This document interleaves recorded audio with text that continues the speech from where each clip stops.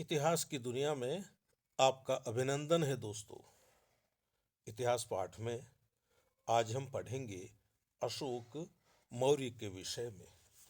मेरे पास जो पुस्तक है उसका नाम है प्राचीन भारत का राजनीतिक तथा सांस्कृतिक इतिहास, जिसे लिखा है प्रोफेसर विमल चंद्र पांडे ने। मित्रों, अशोक मौर्य के सिलसिले में अब तक हम 4 बार मिल चुके हैं और आज 5वीं बार मिल रहे हैं। मित्रों, पिछले 4 अंकों में हमने अशोक की पृष्ठभूमि जानी। हमने यह जाना कि उसने किस तरह उत्तराधिकार हासिल किया। हमने यह भी जाना कि उसने कलिंग पर आक्रमण किया, कलिंग को हराया, और जो नरसंहार हुआ कलिंग में, उससे उसका हृदय परिवर्तन हो गया और उसने सोचा कि अब हमें युद्ध से विजय नहीं करनी है, हमें अब धर्म से विजय करनी है। और धर्म से विजय करने के सिलसिले में उसने अपने जीवन का एक नया अध्याय प्रारंभ किया। और वह अध्याय आप जानते हैं, आप समझते हैं, उसके बौद्ध धर्म के प्रति अत्यधिक आस्थावान होने से प्रारंभ होता है। मित्रों, 2 तरह की बातें सुनने को मिलती हैं अशोक का हृदय परिवर्तन होने के विषय में। पहली बात तो यह कि वास्तव में वह कलिंग का नरसंहार देखकर द्रवित हो गया था, उसका मन पिघल गया था। और दूसरी बात यह कि वह अपना एक नया रूप सामने लेकर आया लोगों के, कि वह बौद्ध धर्म का अनुयायी है, बौद्ध धर्म का उपासक है। लेकिन यह उसका बाहरी रूप था, भीतर से वह अब भी एक साम्राज्यवादी शासक था। लेकिन उसके पास, उसके सामने जीतने के लिए कोई प्रदेश थे नहीं। इसलिए उसने यह सोचा कि क्यों न धर्म के सहारे अपनी सीमाओं का जितना विस्तार किया जा सके कर लिया जाए। सीमाओं के विस्तार का अर्थ यहाँ आपको इस रूप में लेना चाहिए कि एक राजा हमेशा दूसरे राज्यों को हरा कर ही, उनका नाश करके ही अपनी सीमाओं का विस्तार करे, यह जरूरी नहीं है। वह किसी और तरीके से भी अपनी सीमा का विस्तार कर सकता है, अपनी सीमाओं को बढ़ा सकता है। वो और तरीका क्या हो सकता है? वो और तरीका है धर्म, कि आप राजस्व दो और मैं कहता हूं उस धर्म को स्वीकार करो, उस धर्म को अपने राज्य में मान्यता दो, मेरी अधीनता स्वीकार कर लो। सरल सी बातें हैं। किसी भी तरीके से सीमा विस्तार का मतलब मैं कह चुका हूं कि युद्ध से किया गया विस्तार नहीं होता है। बिना युद्ध के भी यदि आप अपना प्रभाव दूर तक फैला लेते हैं, अशोक के सिलसिले में कह रहा हूं कि अशोक बिना युद्ध किए भी अपना प्रभाव आगे तक ले जाता है, अपनी राज्य की सीमा से आगे तक ले जाता है, उससे बाहर तक ले जाता है, तो यह समझा जा सकता है कि उसने एक तरह से साम्राज्यवाद ही फैलाया। मित्रों, एक और भी बात है जो बाद में आएगी। मैं पहले संकेत कर दूं कि अशोक ने यह जो प्रत्यक्ष युद्ध का अभियान रोक दिया था, इसका नतीजा यह भी हुआ कि सेना कमजोर हो गई, सेना का अभ्यास नहीं रहा और अंततः मौर्य साम्राज्य का पतन हुआ। खैर, अभी हम बात कर रहे हैं कलिंग युद्ध के बाद हुए अशोक के हृदय परिवर्तन की। बौद्ध धर्म ग्रहण करने के पश्चात अशोक ने बौद्ध तीर्थ स्थलों की यात्रा की थी।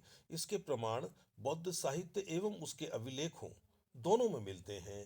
अशोक के 8वें शिलालेख से प्रकट होता है कि उसने अपने अभिषेक के 10वें वर्ष के पश्चात संबोधि की प्रथम यात्रा की थी।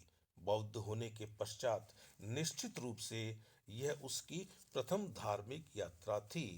अतः इस यात्रा के समय तक वह बौद्ध धर्म स्वीकार कर चुका होगा। इस प्रकार उसके बौद्ध धर्म ग्रहण करने की तिथि को दो सीमाओं के बीच रखा जा सकता है, कलिंग युद्ध के पश्चात और संबोधि गमन के पूर्व। स्थूल रूप से यह तिथि उसके अभिषेक के 8वें वर्ष के पश्चात और 10वें वर्ष के पूर्व कही जा सकती है। यह गणना पूर्व में उल्लिखित साहित्यिक साक्ष्य की अपेक्षा अधिक प्रामाणिक प्रतीत होती है। बौद्ध ग्रंथों ने अशोक के बौद्ध धर्म ग्रहण करने की घटना को तो संरक्षित रखा है, लेकिन वे इस घटना की ऐतिहासिक तिथि को भुला बैठे। प्रत्येक विद्वान ने इस प्रश्न को हल करने के लिए प्रथम लघु शिलालेख का उपयोग किया है, परंतु दुर्भाग्यवश इस अभिलेख के अर्थ में बड़ा मतभेद है। इसमें अशोक कहता है कि 2.5 वर्ष से भी अधिक हुए कि मैं उपासक हूँ, परंतु 1 वर्ष तक मैंने उद्योग नहीं किया, किंतु 1 वर्ष से अधिक हुआ जब से मैं संघ के साथ रहा हूँ, तब से मैंने संन्यास उद्योग किया है। इस उद्धरण में सबसे बड़ी बाधा है वर्ष गणना की। कुछ विद्वान उद्योग में 1 वर्ष को 2.5 वर्ष के भीतर ही गिनते हैं, लेकिन कुछ विद्वान इसे 2.5 वर्ष के अतिरिक्त मानते हैं। इस विभेद का परिणाम यह होता है कि कुछ विद्वान मानते हैं कि अशोक इस अभिलेख के लिखे जाने के समय यानी समय से 3 वर्ष पूर्व उपासक बौद्ध हो गया था, और कुछ यह मानते हैं कि वह 4 वर्ष पूर्व उपासक बौद्ध हुआ था अभिलेख के लिखे जाने से। परंतु हम यहाँ हुल्स के अनुसार 3 वर्ष का काल ही मानेंगे। इसके अनुसार अशोक प्रथम लघु शिलालेख के लिखे जाने के समय से 3 वर्ष पूर्व बौद्ध हो चुका था। अब प्रश्न यह उठता है कि यह शिलालेख कब लिखा गया। इस प्रश्न पर अधिकांश विद्वान सेनार का मत मानते हैं। सेनार का मत है कि यदि हम प्रथम लघु शिलालेख और चतुर्थ शिलालेख के वर्णित विषयों की तुलना करें तो दोनों के लिखे जाने का समय प्रायः एक प्रतीत होता है। दोनों में ही अशोक ने अपने उद्योग के परिणाम स्वरूप बौद्ध धर्म प्रचार में मिली सफलता का वर्णन किया है। अतः सेनार दोनों अभिलेखों को समकालीन मानता है। चूंकि स्वयं अशोक के कथनानुसार चतुर्थ अभिलेख उसके राज्याभिषेक के 12वें वर्ष में लिखा गया था, इसलिए प्रथम लघु शिलालेख को भी उसी अनुरूप 12वें वर्ष में लिखा हुआ मानना चाहिए। यदि यह अनुमान सत्य है तो अशोक अपने अभिषेक के 9वें वर्ष में बौद्ध धर्मावलंबी हुआ, परंतु इस तिथि में साल 6 महीने का अंतर आना स्वाभाविक है, क्योंकि प्रथम लघु शिलालेख लिखे जाने के 3 वर्ष पूर्व के बजाय 4 वर्ष पूर्व भी अशोक का उपासक बनना संभव है, जिसकी चर्चा हम अभी कर चुके हैं। 2.5 वर्ष से अधिक का अर्थ बिल्कुल सही सही नहीं लगाया जा सकता। प्रथम लघु शिलालेख और चतुर्थ शिलालेख की तिथियों के बीच भी वर्ष या 6 महीने का अंतर है। जैसा कि हम जानते हैं, अशोक ने किसी व्यक्ति विशेष के प्रभाव में आकर बौद्ध धर्म स्वीकार किया था। दीपवंश और महावंश के अनुसार वह व्यक्ति विशेष नेग्रोथ था, और दिव्यावदान के अनुसार बाल पंडित या समुद्र था। बौद्ध धर्म को अंगीकार करते हुए दीपवंश में अशोक नेग्रोथ से कहता है, आज मैं पत्नी, पुत्र और कुटुंबियों के साथ आपकी, बुद्ध की, धम्म की और संघ की शरण में आता हूँ। मैं आपसे अपने उपासकत्व की घोषणा करता हूँ, यानी उपासक होने की घोषणा करता हूँ। दीपवंश के इस उद्धरण से स्पष्ट हो जाता है कि अशोक एकमात्र उपासक हुआ था, भिक्षु नहीं हुआ था। यद्यपि दिव्यावदान में भिक्षु समुद्र से अपने बौद्ध धर्म ग्रहण करने की घोषणा करते समय यद्यपि दिव्यावदान में भिक्षु समुद्र से अपने बौद्ध धर्म ग्रहण करने की घोषणा करते समय अशोक ने उपासक शब्द का प्रयोग नहीं किया है, तथापि उसमें भिक्षु होने का भी लेश मात्र संकेत नहीं है। बौद्ध ग्रंथों के उल्लेख के अनुसार बौद्ध धर्म ग्रहण करने के पश्चात अशोक पाटलिपुत्र के बौद्ध विहार कुक्कुटाराम या कुर्कुटाराम गया और तत्पश्चात उसने तथागत के अवशेषों को संग्रहित तथा पुनर्वितरित कर उन पर अपने साम्राज्य में 84,000 आराम निर्मित करवाए। इस प्रकार बौद्ध ग्रंथों के अनुसार बौद्ध धर्म ग्रहण करते ही अशोक उसके प्रचार के लिए सक्रिय हो गया था। उस समय के अभिलेखों की बात करें तो इस संबंध में प्रथम लघु शिलालेख शिलालेख नहीं, प्रथम लघु शिलालेख सर्वाधिक महत्वपूर्ण है। इसमें अशोक कहता है कि 2.5 वर्ष से अधिक हुआ मैं उपासक हूं, परंतु 1 वर्ष तक मैंने उद्योग नहीं किया, किंतु 1 वर्ष से अधिक हुआ जब से मैं संघ के साथ रहा हूं, तब से मैंने संन्यास उद्योग किया है। इसमें सर्वप्रथम तो अशोक का बौद्ध उपासक धर्म ग्रहण करना उल्लिखित है। अतः इस अभिलेख से दीपवंश के पूर्व में उल्लिखित कथन की पुष्टि होती है। तत्पश्चात यह अभिलेख अशोक के धार्मिक जीवन को 2 भागों में विभाजित कर देता है। पहला, बौद्ध धर्म ग्रहण करने के पश्चात का 1 वर्ष का भाग, जब अशोक धम्म कार्य के प्रति अपेक्षाकृत निष्क्रिय रहा। दूसरा, वह 1 वर्ष से अधिक काल तक संघ के साथ रहा और तभी से उसने विशेष रुचि और परिश्रम के साथ धम्म कार्य करना आरंभ किया। इस अभिलेख में संघ उपेति सुमि शब्द उत्कीर्ण है। इनका वास्तविक अर्थ क्या है, इस पर विद्वानों में मतभेद है। कुछ विद्वानों ने इन शब्दों का अर्थ लगाया है कि मैं संघ गया, परंतु अधिक उपयुक्त अर्थ होगा संघ के साथ रहा हूं।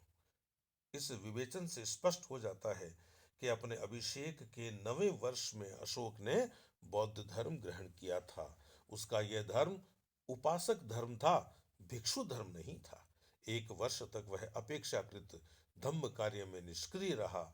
उसके बाद अपने अभिषेक के 10वें वर्ष में वह 1 वर्ष से अधिक समय तक संघ के साथ रहा और तभी से उसने जोर शोर के साथ धम्म कार्य करना प्रारंभ कर दिया।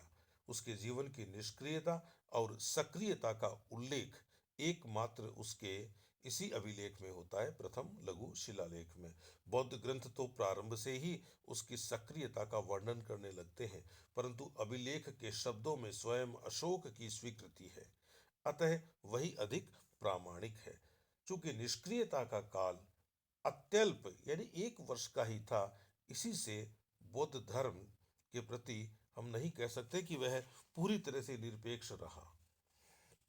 निरपेक्ष ही रहा होता तो फिर धर्म से निकल जाता वह। पुनश्च बौद्ध ग्रंथों में बौद्ध धर्म स्वीकार करने के पश्चात अशोक का पाटलिपुत्र के बिहार कुक्कुटम में, या उसको कुक्कुटाराम कहते हैं या उसको कुर्कुटाराम भी कह देते हैं और कुक्कुटम भी कह देते हैं, तो कुक्कुटम में जाने का उल्लेख है।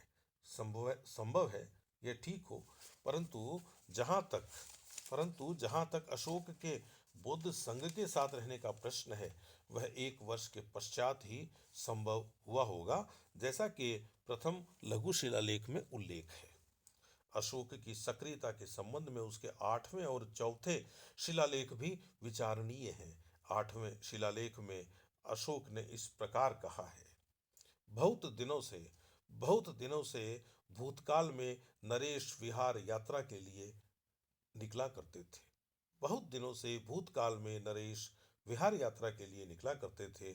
उनमें यानी यात्राओं में शिकार तथा इसी प्रकार के अन्य आमोद प्रमोद होते थे।